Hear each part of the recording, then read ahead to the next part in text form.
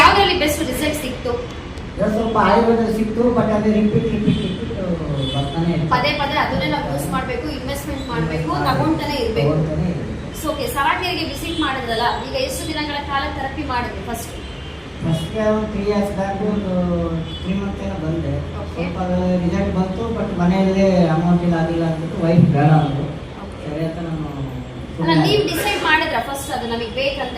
ಅವಾಗ ಯಾಕಂದ್ರೆ total body ಎಲ್ಲ ಬ್ಲಡ್ ಸರ್ಕ್ಯುಲೇಷನ್ ಆಗೋದ್ರಿಂದ ಅದಕ್ಕೆ ನಾನು ಸ್ವಲ್ಪ ಆಯುರ್ವೇದಿಕ್ ಬುಕ್ಸ್ ಎಲ್ಲ ಓದಿ ಕಾಯಿಲೆಗೋಸ್ಕರ ನಮ್ಮ ಮನೇಲಿ ಈಗ ಇಷ್ಟೊಂದು ಒಂದು 50-30 ಬುಕ್ಸ್ ಮೇಲೆ ಇದೆ ಆಯುರ್ವೇದಿಕ್ ಬುಕ್ಸ್.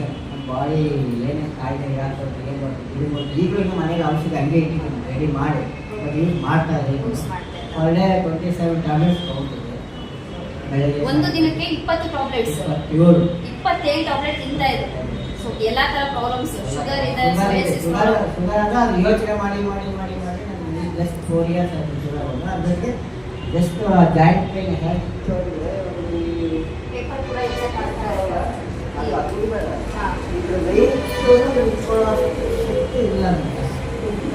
ಉಳ್ಕೊಳಕ್ಕಾಗಲ್ಲ, ಸೈನ್ ಮಾಡೋಕ್ಕಾಗಲ್ಲ, ಮತ್ತೆ ಒಂದು ಮೊಬೈಲ್ ಬಂತು ಅಂದ್ರೆ ಅದನ್ನ ಪ್ರೆಸ್ ಮಾಡಕ್ಕಾಗ್ತಿರಲ್ಲ. ಇದೆಲ್ಲ ಊದ್ತಾರೆ. ಅಂದ್ರೆ ಸೋರಿಯಾಸಿಸ್ ಪ್ರಾಬ್ಲಮ್ ಬಂದ್ಮೇಲೆ ಈ ಪ್ರಾಬ್ಲಮ್ ಎಲ್ಲ ಸ್ಟಾರ್ಟ್ ಆಯ್ತು. ಸೋರಿಯಾಟಿಕ್ ಆರ್ಥರೈಟಿಸ್ ಅಂತಾರೆ. ಯಾವಾಗ ಸೋರಿಯಾಸಿಸ್ ಜಾಸ್ತಿ ಆಗುತ್ತೆ ಫುಲ್ ಬಾಡಿ ಅದು ಹೋಗಿ ಚರ್ಮಕ್ಕೆ ಹೋಗಿ ಚರ್ಮದಿಂದ ಮಾಂಸದಿಂದ ಮೂಳೆಲ್ಲ ಟಚ್ ಆಗುತ್ತೆ. ಆಗುತ್ತೆ, ಮೂಳೆಲ್ಲ ಪುಡಿ ಇದೆ. ಈಗಲೂ ಇನ್ನೂ ಸ್ಟ್ರೆಂತ್ ಇಲ್ಲ ಮೂಳೆ. ಸ್ವಲ್ಪ ಏನಾಗ್ತಂದ್ರೆ ಮುಗಿತು ಮೂಳೆ ಏನು ಕೆಲಸ ಬರೋದು ಅಷ್ಟು. ಅಲ್ಲಿ ಬಂದಾಗ ಅದೇ ಅವಾಗ ಇದೇ ರಾಘವೇಂದ್ರ ಹಾಸ್ಪಿಟಲೇ ಎಕ್ಸ್ರೇ ತೆಗೆಸಿದ್ರೆ ಏನೂ ಇಲ್ಲ. ಈಗಲೂ ಬ್ಲಡ್ ಎಲ್ಲ ಚೆಕ್ ಮಾಡಿದ್ರೆ 100% ಕರೆಕ್ಟ್ ಇದೆ, ಪ್ಯೂರ್ ಇದೆ ಬ್ಲಡ್, ಯಾವ ಏನೂ ಕಾಯಿಲೆ ಇಲ್ಲ ಅಂತಾರೆ. ಬಟ್ ಮೇಲ್ಗಡೆ ಈಗ ಇದೆ, ಬಟ್ ಆದ್ರೂ ನನಗೆ ಒಂದು 70% ಕ್ಲಿಯರ್. ಸೆರಕೆಯಿಂದ ತುಂಬ ನಾನು ಸಾಯೋವರೆಗೂ ಸೆರಕೆಯಲ್ಲಿ ಬರ್ತಾರೆ ಇರ್ತೀನಿ, ಬೆಂಗಳೂರು ಇರೋವರೆಗೂ ಬರ್ತಾರೆ ಇರ್ತೀನಿ. ಯಾವುದೇ ಪ್ರಾಬ್ಲಮ್ ಇದ್ರೂ 100% ಸೆರಕೆಯಲ್ಲಿ ಇದೆ ಅನ್ನೋ ಧೈರ್ಯದಿಂದ ನಾನು ಬರ್ತಾ ಇದ್ದೀನಿ. ಈಗ ಸೋರಿಯಾಸಿಸ್ ಅಂತ ಒಂದು ಪ್ರಾಬ್ಲಮ್ಸ್ ಗುಣ ಮಾಡ್ತಾ ಇದೆ, ಅಥ್ಲೆಟಿಕ್ಸ್ ಪ್ರಾಬ್ಲಮ್ ನ ಗುಣ ಮಾಡ್ತಾ ಇದೆ. ಈಗ ಇಲ್ಲಿ ಬರೋರು ತುಂಬಾ ಜನ, ಈಗ ಹೊಸಬ್ರಾಗಿರ್ಬೋದು, ಇಲ್ಲ ರೆಗ್ಯುಲರ್ ಬರ್ಬೋದು. ಸೊ ಅವರೆಲ್ಲ ಬಂದು ಇದು ಕರೆಂಟ್ ಥೆರಪಿನಾ, ಇದು ಬ್ಲಡ್ ಇರ್ಕೊಂಡ್ಬಿಡುತ್ತಾ, ಆ ತರ ಭಯ ಪಡ್ತಾರಲ್ಲ. ಸೊ ಅವ್ರಿಗೆ ಏನ್ ಹೇಳಕ್ಕೆ ಇಷ್ಟಪಡ್ತಾರೆ? ನಾನು ಆವತ್ತಿಂದ ಇವತ್ತಿನ ಹೆಚ್ಚು ಕಡಿಮೆ ಮನೆಯಲ್ಲಿ ಮಿನಿಮಮ್ 4 hour 5 hour 6 hour ನಾನು ಥೆರಪಿ ತೊಗೊಳ್ತಾ ಇದ್ದೀನಿ. ಅವತ್ತು 44 kg ಇದ್ದೀನಿ, ಇವತ್ತು 44 kg ಇದ್ದೀನಿ. ಆರಾಮಾಗಿ ನಿದ್ದೆ ಮಾಡ್ತಾ ಇದ್ದೀನಿ, ಈಚಿಂಗ್ ಇಲ್ಲ. ನಾನು ಈಚಿಂಗ್ ಬಂತು ಅಂದರೆ ಈ ಟೇಬಲ್ ಇದೆಯಲ್ಲ, ಈ ಟೇಬಲ್ ಯಾಕೆ ಇದೆ ಅಂದರೆ ಬ್ಲಡ್ ಬರಬೇಕು ಅಷ್ಟುವರೆಗೂ ಈ ರಕ್ತ ಕಣ್ಣಿಗೆ ಸುಮಾರಲ್ಲಿ ಉಪಯೋಗ ಕೆರಿತಾನಲ್ಲ ಆ ರೀತಿ ಕೆರಿಬೇಕು. ಆ ಕಾಯಿಲೆಯಿಂದ ಎಷ್ಟೋ ಕೆಲಸನೂ ತೆಗೆದಾಕ್ಬಿಟ್ಟವ್ರೆ.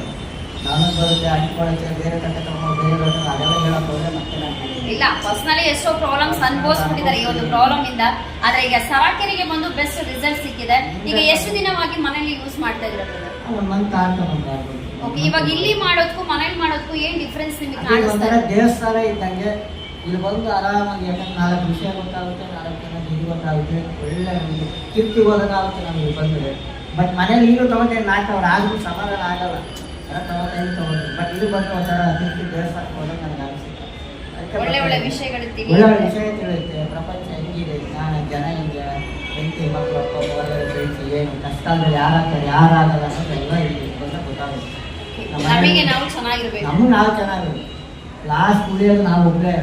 ಹೆಂಡತಿ ಆಗಲ್ಲ, ಮಕ್ಕಳು ಅಪ್ಪ ಅಣ್ಣ ತಮ್ಮ ಅಂತ ಯಾರು ಆಗಲ್ಲ. ನಮಗೆ ನಾವೇ ನಮ್ಮ ಆರೋಗ್ಯ ನಮ್ಮ ಕೈಯಲ್ಲಿ ನಾವೇ ನೋಡ್ಕೊಳ್ಬೇಕಾದ್ರೆ ನನಗೆ ಅದು ನೋವು ಅನುಭವಿಸ್ಬಿಟ್ಟಿದ್ದು ನಾವು.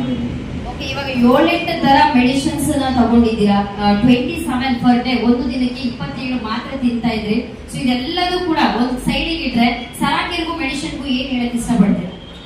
ವಿತೌಟ್ ಮೆಡಿಸಿನ್ ವಿತೌಟ್ ಇಂಜೆಕ್ಷನ್ ಒಳ್ಳೆ ನನಗೂ ವಾರಕ್ಕೆ 2 ಇಂಜೆಕ್ಷನ್, 1 ಇಂಜೆಕ್ಷನ್ 40,000 ರೂಪಾಯಿ. ನಾನು ದುಡ್ಡು ಆಗ್ತಿರಲಿಲ್ಲ. ರಾಜಾಜಿನಗರದಲ್ಲಿ ನಾನು ಕೊಟ್ಟಿದ್ದು 3 years ಬ್ಯಾಕ್. ಈಗಲೂ ಹೋದರೆ ಈಗ ಅದು ಇಂಜೆಕ್ಷನ್ ಮಾಡಿ ವಿತಿನ್ 2 days ವಾಸಿ ಆಗೋತ್ತಿಲ್ಲ ಅಂತಾರೆ. ಬಟ್ ನಾನು ಇಮ್ಯುನಿಟಿ ಎಲ್ಲ ಡೌನ್ ಮಾಡೋದು, ಪವರ್ ಇರೋರು ಹೋಗುತ್ತೆ, ಮತ್ತೆ ರಿಟರ್ನ್ ಆಗಿ ಅದು ಎಷ್ಟು ದಿನ ಅಂತ ಮಾಡಿಸ್ಕೋಬೇಕು ಆಗಲ್ಲ ಅಲ್ವಾ. 18 ಇಂಜೆಕ್ಷನ್ ಮಾಡಿಸ್ಕೊಂಡೆ. ಬಟ್ ಮತ್ತೆ ಅದು ರಿಪೀಟ್ ಆಗ್ತಾ ಇರೋದ್ರಿಂದ ಅದರಿಂದ ನನಗೆ ಲಿವರ್ ಪ್ರಾಬ್ಲಮ್ ಆಯಿತು.